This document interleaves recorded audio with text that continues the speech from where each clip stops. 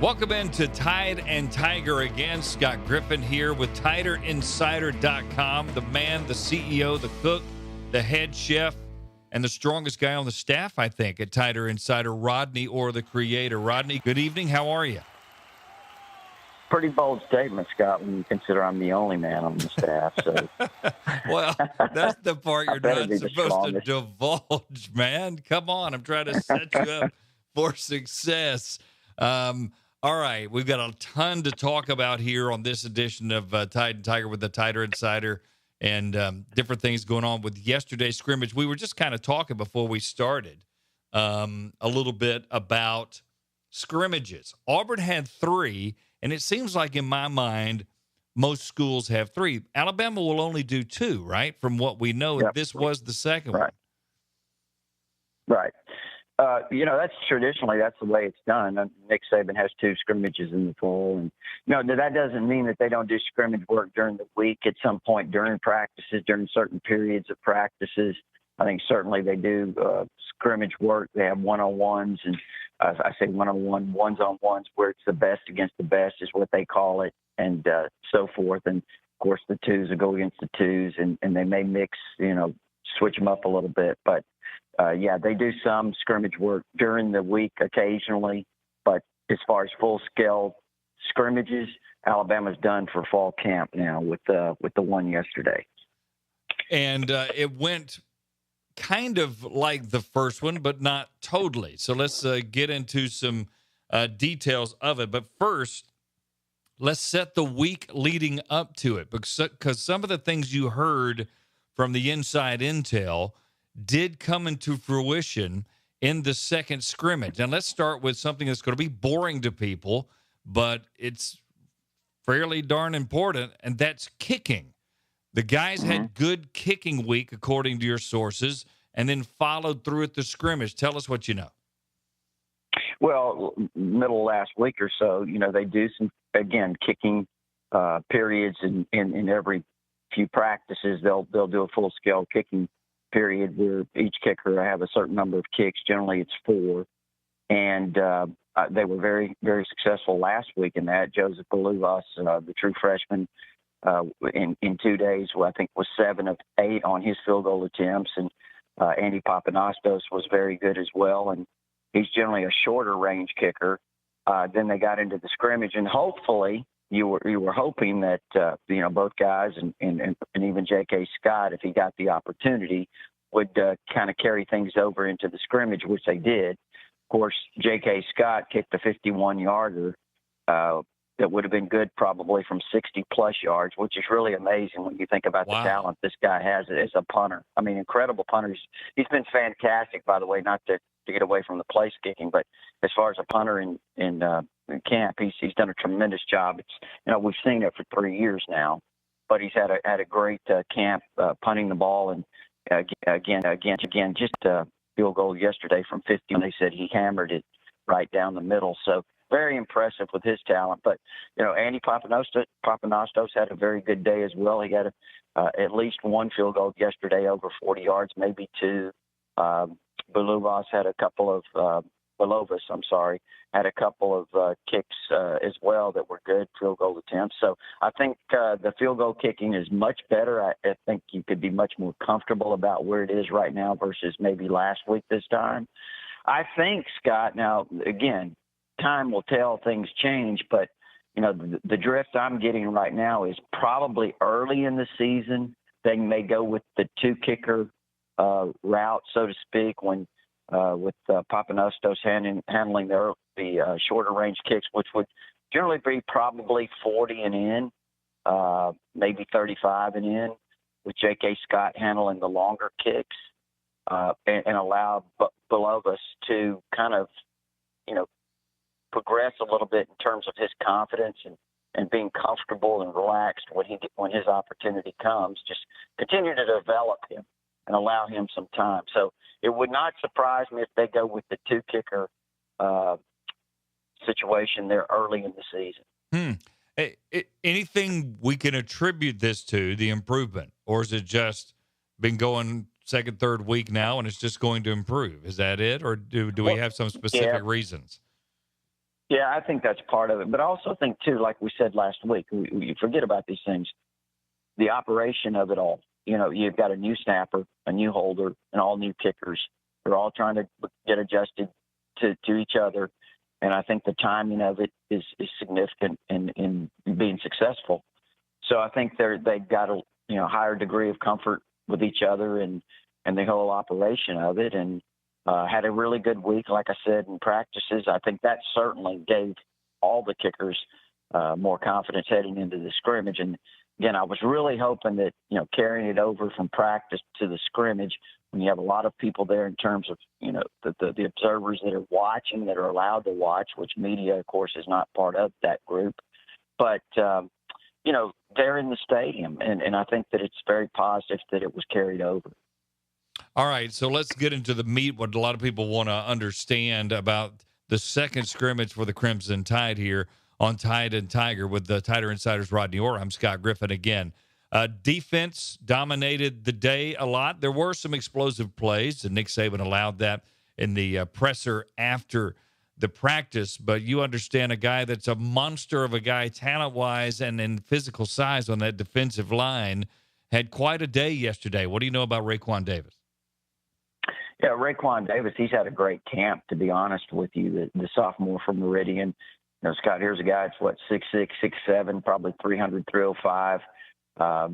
Just very raw when he got here as a player, has developed really quickly. He's going to be a guy that's going to be a dominant player, I think, in time for Alabama, and certainly a guy that's going to possibly start this year on the defensive line. And again, I just think that the development through the coaching of Carl Dunbar, when you look at the defensive line as a whole, he's really bringing a lot of the guys along very quickly. Now, they've got some young players that haven't played a lot. Raekwon hasn't played a lot. Isaiah Buggs is a junior college transfer. I think he's got a chance to have a big year. He's a guy that's very disruptive. Quentin Williams is a redshirt freshman out of Winona who continues to impress. Had a nice day yesterday. And I tell you, you got to really watch out for him. He's always been talented. It's just a matter of having that want to. And Josh Frazier, the senior interior player from right up there near Fayetteville, Arkansas, Springdale, Arkansas. Josh has lost about 25 or 30 pounds. He's playing a lot better due to his physical conditioning is much better. It's a guy that can really, I think, be beneficial to the Alabama defensive line. Jamar King, the junior college transfer, he's really starting to flash.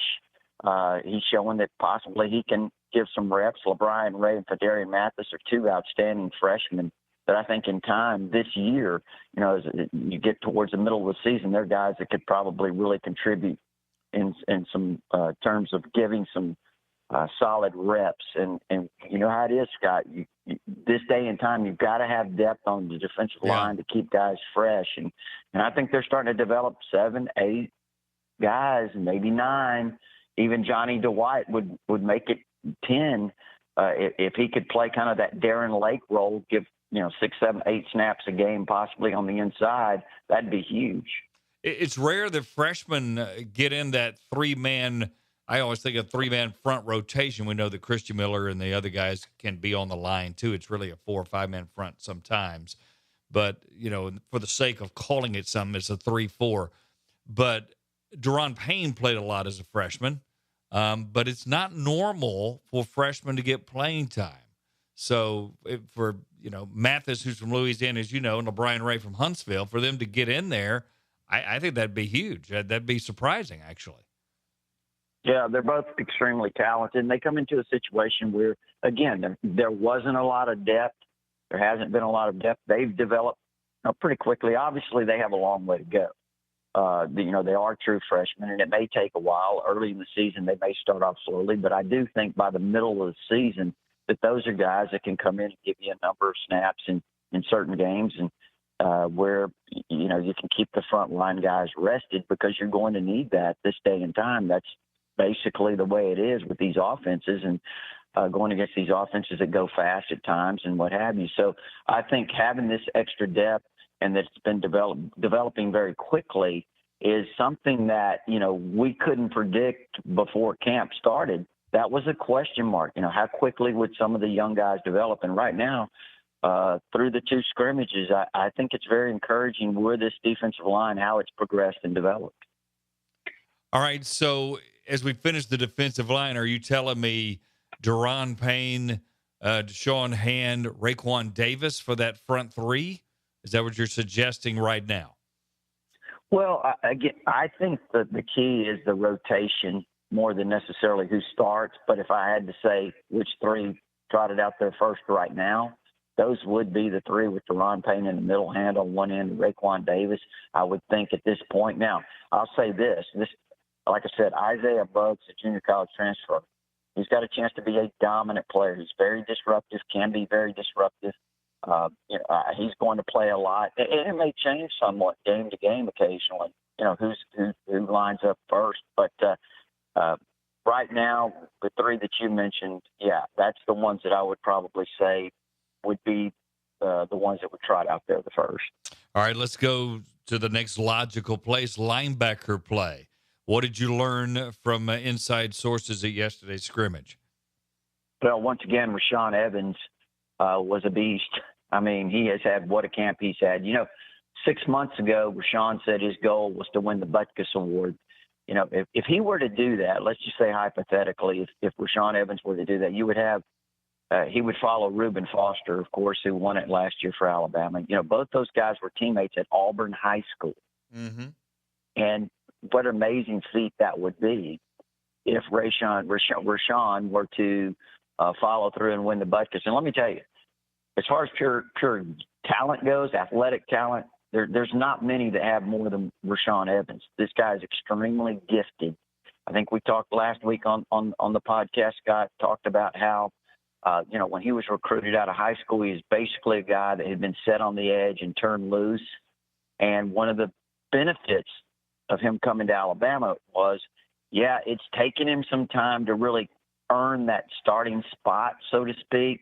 But he's been developed into a guy that now understands 4 linebacker positions. His value, not only to this team because of his versatility, but also personally when you start looking forward to his future, he starts looking forward to his future maybe as an NFL player. That's something that's going to be extremely beneficial to him because he's not a guy that somebody just set on the edge and tried to use his, great athletic skills, but they've taught him now how to play the linebacker position. And I think inside, he and Sean Deion Hamilton have been very good. We've talked about some of the young backups. I mean, when you see Mack Wilson and Dylan Moses, for example, line up on the inside, you won't see two better looking on the hoof, physically speaking, passing the eye test, however you want to phrase it. You won't see two better looking guys than those two young guys. Mack Wilson, of course, the sophomore, Dylan Moses, the true freshman. Keith Holcomb's still around. Keith's a very, very solid player, much better athlete than people think on the inside. Markel Benton's another true freshman that I think's got a very, very bright future. He's doing well on the inside. On the outside, they've got some playmakers. Christian Miller's had a very, very strong camp so far, was doing well yesterday, kind of got nicked up, and it kind of slowed his progress yesterday. But watch for Christian Miller, Scott. I think he is going to have a breakout season, kind of like Rashaan Evans, what I'm expecting from him. I think Christian Miller now, like I said last week, he's up over 240 pounds, great speed, has all the tools. Watch him. We know about Terrell Lewis. He's a guy that's going to be a superstar. It's only a matter of when. He's got all the talent, all the potential.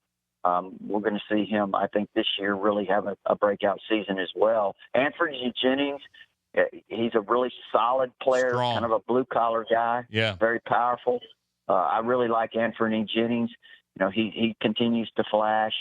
The guy to watch for, the young guy on the outside that lines up as a pass rusher at times, and they can move him around. Again, I hate to sound like Mr. Sunshine here, but you have to kind of call it like it is.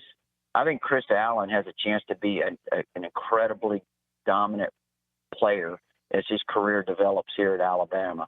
And I think it starts right now. I think he's a guy that has an opportunity as a true freshman to really make a splash and be a big part of this defense. Again, he's young, has a lot to learn, but Chris Allen, remember that name. He's going to be really good. All right, let's go back to the backers. You may agree or disagree, but I think Rashawn Evans has a chance to be C.J. Mosley at the next level. I think he's a 3-down backer. And to be honest with you, I know Reuben Foster struck people incredibly, but I think Rashawn Evans is a more total player because of his pass rushing ability too, which, as you know, he did early in his career. Your thoughts on that comment? Rashawn Evans, like I said, he's incredibly gifted athletically. I mean, the speed with which he pursues the ball is incredible. I mean, last year when he came in the Florida game in the SEC championship, now he's played throughout his career. It's not like he hasn't played. In fact, as a sophomore, he had a big game against Clemson, if you remember, in the national championship game. When they inserted him in the game later on, he ran down Deshaun Watson a few times, had a big game, really should have been credited with 3 sacks in that game. But, again, he's just so gifted athletically, moves so well, changes directions well. He has probably as good a motor as anyone I've seen. He's a guy that gets knocked off his feet. If he gets knocked off his feet, he does not give up on the play. I've seen him knocked off his feet, get up and run across field and still make the play. I mean, he's just that kind of player. And, he's waited his chance. He's hungry. He's highly motivated. You can tell he's confident. Even when I watched him early in camp, just the way his movements, his body language, you could tell that Rashawn Evans had a new confidence or maybe an increased level of confidence, if you will. I think you're right, Scott. I just think that this is going to be Rashawn Evans' year. Let's talk a little bit about some of the other defensive ends that people always question about. Ben Davis, I think I watch him a lot. Know his dad, Wayne, of course, all-time leading tackler. I think he's improved a lot. I'm not ready to say, Rod, he's going to be in that rotation coming off the edge. Your thoughts? Right. A lot of people ask about Ben Davis, so I think that's a good question. The redshirt freshman out of Gordo. Ben is a really outstanding athlete. Obviously, he was a 5-star player. I think sometimes what happens is when a player is rated so highly, they think that automatically he's, supposed to come right in and dominate. And, the question, for example, among Alabama fans on TighterInsider.com has been, what's wrong with Ben Davis? Well, there's nothing necessarily wrong with him. It just sometimes it takes, time for a guy to develop. And that's kind of where Ben is right now. People forget Reuben Foster, it took him a couple of years. Yeah. Rashawn Evans, it's taken him a few years. Christian Miller, it's taken him a few years. I mean, Christian, here he was the number 2 rated outside linebacker in the country coming out of high school behind Rashawn Evans a few years ago. And he's just now getting to the point where he's really ready to play. And again, all of that's part of the developmental process. And I think Ben Davis, again, give him some time, allow him to develop. He's got some guys in front of him, gain some confidence, find what his real niche is. And, he's got an opportunity to be a player. He has the tools. It's just a matter of that development and improving in the areas that maybe he needs to improve in. Let's move to the secondary. Xavier McKinney had a pick yesterday. I think it was off Jalen Hurts in the end zone. What other guys did well from the scrimmage that you know of? Well, Xavier McKinney, we mentioned him also. You mentioned the 5 for Friday update we did, Scott, on TighterInsider.com, where we talked about the improvement in the kicking game. And he was one of the guys, Xavier McKinney, in the secondary that we said, hey, this is a young freshman player, true freshman, part of this amazing freshman class that Alabama has. At the safety spot, who's really had an outstanding camp. Now, one thing about Xavier McKinney, he did go through spring practice, and he got that jump, and I think was valuable experience to him. Now, as he's coming into in August, and he's done a fantastic job. He's developing very quickly. You're right, he did pick Jalen Hurts in the end zone on a play that probably was not a very well-thrown ball, but McKinney is a guy that has been a standout, and watch for him. I think he can contribute this year. We mentioned Rashawn Evans. Christian Miller was having a nice day. Again, he got a little nicked up, I think. And Chris Allen once again flashed. We mentioned him. I think in the secondary, Trevon Diggs once again running with the first group at that left corner spot, trying to replace Marlon Humphrey. And Trevon Diggs has all the skills And I think that Trevon Diggs may be one of the surprise. And I say surprise because a lot of fans are kind of worried about that left corner spot. But I think Diggs has done a fantastic job in camp, and he's got a chance to really be one of the top players on this defense, Scott, when you talk about, the skills that he has. So he's continued to do a nice job. And overall, again, I just think when you look defensively as a group, as a team, the speed on this defense may be better than this could be the fastest defense Alabama's had under Nick Saban. That would be unbelievable. That's a bold statement, and I know you said that, and I know you're talking about in totality. Are you also talking about too deep? Well, I think when you look at it, yeah, because you've got young guys like Chris Allen who not likely to start but play, and you're talking about these guys have great speed. I mean, when you see them on the field, and again, having speed and playing fast are two different things. And what I mean by that is you can have a lot of speed, but if you don't know where you're supposed to be, you're not going to be as confident, so you're not going to play as fast. I think when I look at this defense, it seems to be confident. They're running to the ball very quickly. They're very aggressive, and they have that naturally great speed. You talk about Rashaan Evans. I think Sean Deion Hamilton's always been a player that's played fast. Mack Wilson inside. Dylan Moses. Those are some of the linebackers. Christian Miller, Terrell Lewis, Anthony Jennings. The defensive front has really got good quickness. In the secondary, Anthony Averett has tremendous speed. Trevon Diggs, Minkah Fitzpatrick. Now, all of those guys play very fast and have good speed. So you combine those things together, it just looks like to me from the glimpses that we're allowed that this defense it's like a light switch going off. You notice how fast it is. And, again, it's remains to be seen. They've got a lot of work to do, but right now it's very promising and encouraging from what I've seen in camp.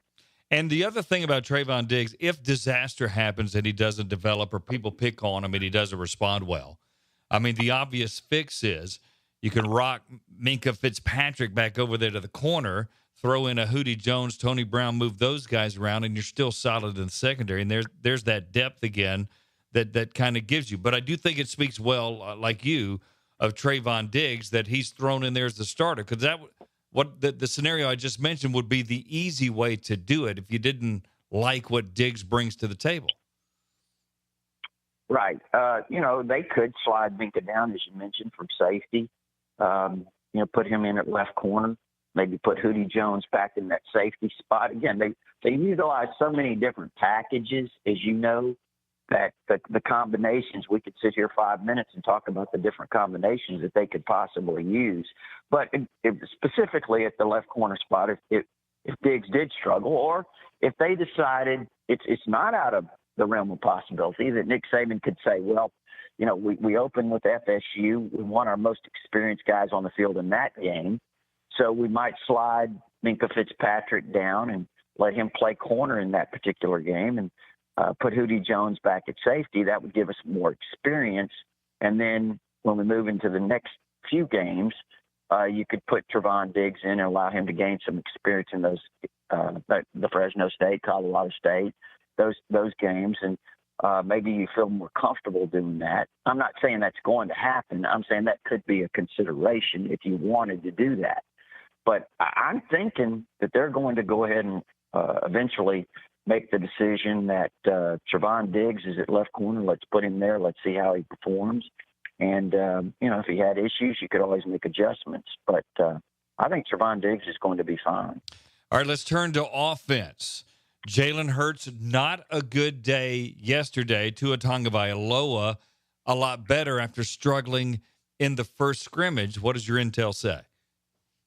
Well, and again, it depends on who you talk to about Jalen Hurts struggling or not having a great day yesterday, Scott. I would think that some people that I've talked to that I really trust feel like that, Jalen, in terms of the confidence of managing the offense, hanging in the pocket, having more confidence in what he's doing overall, feeling more comfortable, did not necessarily have a bad day yesterday. Now, some of the execution in terms of passing might not have been, and maybe a couple of the decisions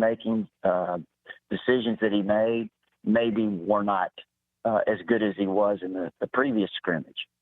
But as far as just his comfort level, the confidence that he has in managing things, and some of the other things that he's doing, throwing the ball away at times, hanging in the pocket, and maybe waiting a little bit longer to make the decision to run. He had several runs, my understanding is yesterday, that the middle would open up because he held on to the ball a little bit longer, trying to make reads, and at the last second darted out of there and made some big plays running. These types of scrimmages take away some of what he does that makes him so dynamic as a player with his legs. So I think you have to keep that in mind. Did he make a couple of bad decisions yesterday? Yes, he did. But that happens on occasion. Again, it's a learning experience, and he's going against a really good defense too. So those are some things to keep in mind. Did Tua Tagovailoa apparently have a very good day, was he improved over the previous Saturday and that scrimmage? Yes, by all accounts, he did a very, very nice job. Was very accurate with his throws, made some good decisions, and those sorts of things. Again, Jalen Hurts is the quarterback, and that's as Nick Saban said yesterday, they're going to try their best to continue to develop Tua and allow him to play some, so that if need be, that at some point, if he had to step in and play due to injury or whatever the situation might be, that they would have a guy capable and ready to step in. He had some explosive plays with that talented wide receiver out of Louisiana, Devontae Smith. And he's kind of the guy I don't mention all the time. I think of Cam Sims, possibly starting. We know about Ridley. I love Jerry Jeudy, but here's Devontae Smith, coming out of nowhere yesterday. Yeah. This freshman class of receivers, when you talk about Jerry Jeudy, if you go flip on the 8A game, if you've got that on tape or something, and watch number 4. I mean, the guy's a fantastic talent, true freshman out of the Miami area, and he's going to be really prominent this year. Henry Ruggs had a big day yesterday at a Montgomery Lee. By all accounts, Scott, he had close to 10 catches in the scrimmage. This guy's going to be a big-time dynamic player. Now, I'm not saying it's going to happen this year. He's got to, continue to progress, but I think he is going to make an early contribution. I think he's going to be a kick return guy, whether it's kickoffs and punts or one or the other. I think he's going to make a difference in those areas, and I do think he's going to be valuable as a slot receiver, and they'll move him around too. So watch out for Henry Ruggs. He's got a lot of big play ability and had a very, very good scrimmage yesterday. Devontae Smith, a guy that, he's not really big. He's only, $165 maybe, somewhere in that area. A really tall, though, guy. Scotty's very fluid, very natural player, has excellent hands. He's one of those guys, if you remember how Amari was. He was a guy that could catch it and turn and get upfield, and it just seemed like all one motion. It was so natural, and I think that's really what Devontae Smith has. Yesterday, he had a route. I think it was an out route, and caught the ball, shook a couple of tackles, and took it 69 yards to the house. Again, I just think this freshman group of receivers is really good, and I think all three of those guys will play this year. And also Terrell Shavers is the fourth true freshman receiver that they signed in this class. He's a big guy, 6'5" or so, maybe 205, 210. But I think in time, and maybe not this year due to the depth, but in time, I think he's going to be a really big target for Alabama. He had a nice play yesterday, a 40-yard touchdown reception, where he went up and got the ball, broke a tackle, and took it into the end zone. So a lot of young talent at this wide receiver spot. We know about Calvin Ridley being back. Obviously, Robert Foster, Cam Sims, as you mentioned, who I understand he had a couple of nice plays yesterday as well. So a solid wide receiver core. I know they dropped some balls yesterday. There were some drops, but, hopefully they get over that, as we get closer to the season. Tide and Tiger podcast, another few minutes with Rodney Orr, Tider Insider, and getting the inside scoop. We know Bo Scarborough has an illness. He's missed a couple of days. Some people concerned, but Nick Saban said nothing to worry about. What's your intel say about that? And then about the backs, if you heard anything about them yesterday. Well, he's supposed to be fine, Bo Scarborough. I think he's has had some migraine headaches that he's been battling, is the word. But he's missed the last couple of practices, including the scrimmage. So, again, there was a lot of concern about that late last week. But, I don't think it's anything too serious that is going to prevent him from being ready here pretty soon. Josh Jacobs continues to miss practice with a pulled hamstring, which is big because he had an opportunity to play a big role here early on, and he still might, not saying he won't, but it's kept him out over a week now with this pulled hamstring. He's missed both scrimmages, so that's certainly not helpful. But it's allowed some of the other guys to get more reps. Damian Harris, of course, we know about him, 1,000-yard rusher from last year. Najee Harris continues to impress. I mean, people are blown away with, his talent, and maybe one of the best running backs before it's all said and done Alabama's ever had. And I think he's going to have a significant contribution this year, make a significant contribution.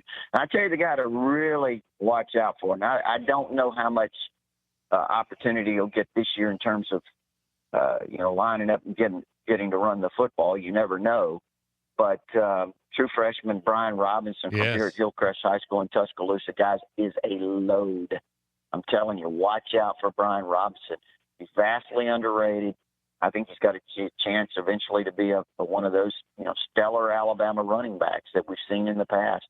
He's outstanding. He's done a nice job in both of the scrimmages. He's a really good receiver as well.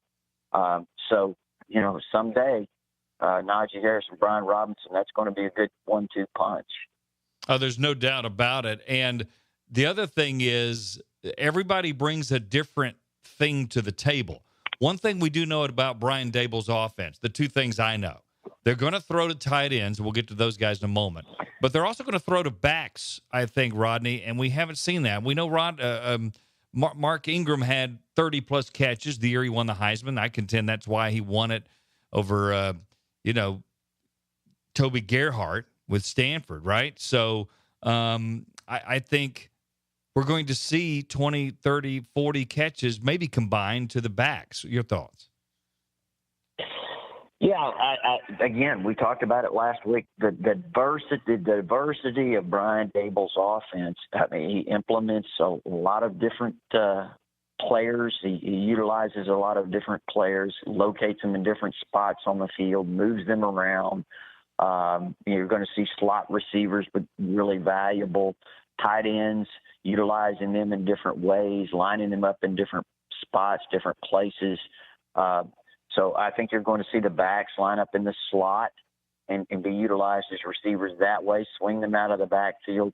I think it's going to be a very important part of the offense are the running backs in the passing game. So it's going to be really, hopefully as it develops, the diversity of it's going to be really fun. Should be really fun to watch with the utilization of those running backs.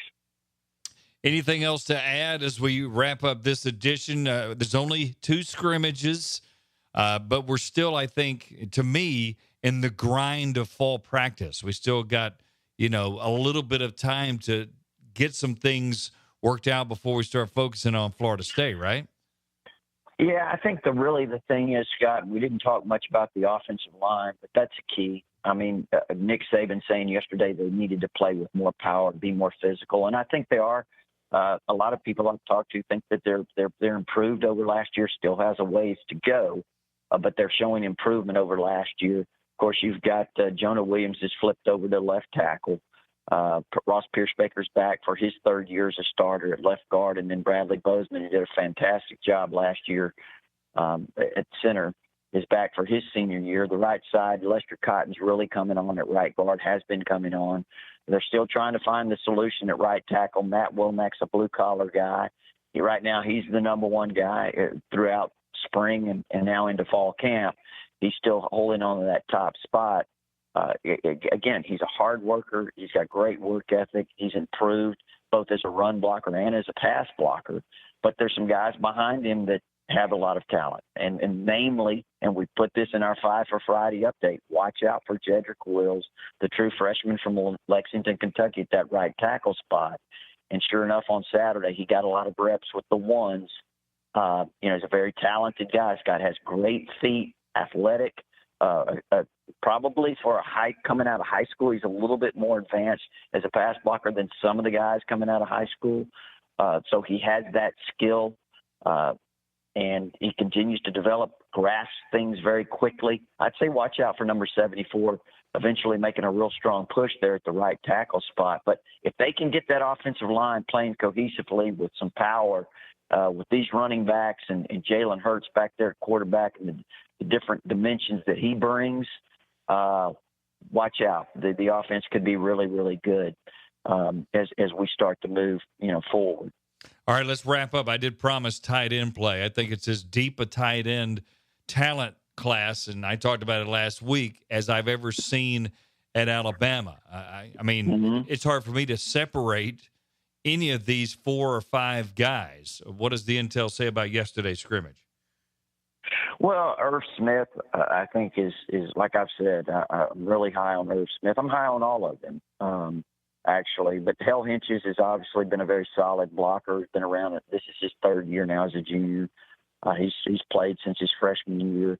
I really like Miller Forrestall. I know that some of the guys had a difficult time yesterday. They had a few drops. Miller Forrestall probably didn't have his best day, but he's an outstanding player. He's got really good hands. I think he'll bounce back. He'll do fine. Again, I really like Forrestall and Irv Smith. Major Tennyson is a guy, as a true freshman that I think's got a chance to be an outstanding player. Now, how quickly he'll be able to get on the field remains to be seen. But he and his fellow Texan tight end freshman, Kedrick James, both those guys, Tennyson and James from the state of Texas, those are 2 very promising young tight ends that Alabama has. So as they continue to develop, they're going to be outstanding players. So I think tight end's fine. They did have a few drops within the group yesterday, but I don't think it's going to be an issue because I think they're all outstanding players. Now, I want to say this, Scott, before we get off, a little recruiting, if you don't mind. Yes. Because there's some things coming up. Vernon Jackson, Scott, to keep an eye on, out of the state of Texas. He's a 6'2", 240-pound. He's a multi-dimensional player. He's a high school quarterback. But, on the college level, he could play. He could be an inside backer. And he's 6'2", 240. He's got power. He's got a lot of size, and he's got excellent speed. Just a tremendous athlete. Could be an H-back.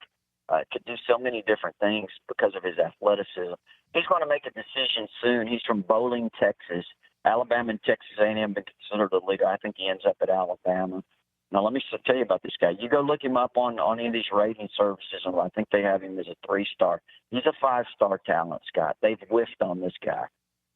He's got a chance to be a big-time player.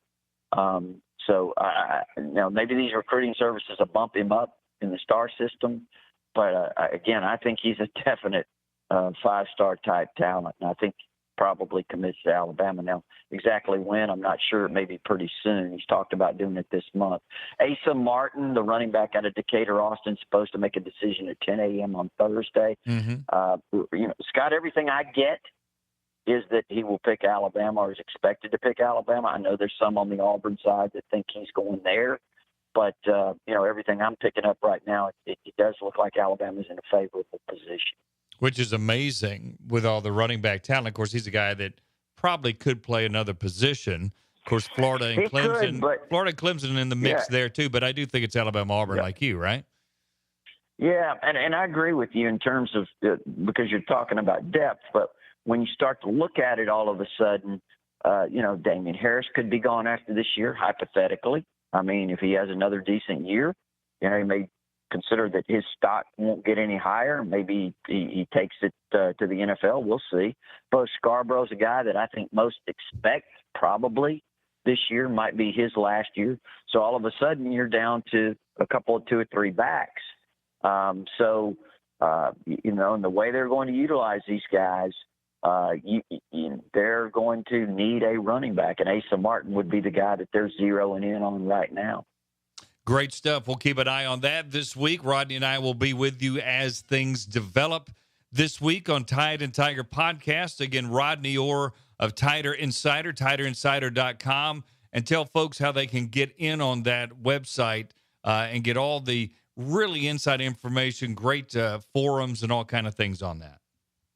Well, TiderInsider.com, it's only $48 a year. You can get instant access with your credit card, or if you prefer, you can send a check or a money order or what have you. But, again, that gives you access to all our premium information, gives you access to our forums, especially the All Sports Forum, where there is a constant flow of discussion, information.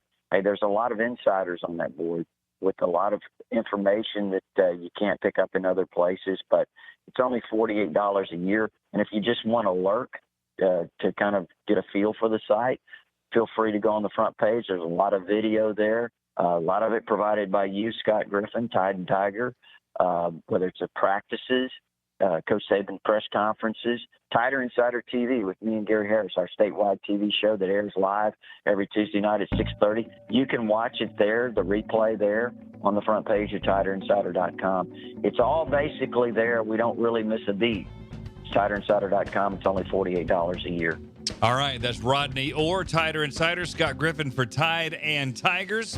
We'll talk again as things develop, certainly once a week here throughout the football season and recruiting, which is basically every week that you're going to be listening here to Tide and Tiger. For Rodney Orr, Scott Griffin saying so long until the next time.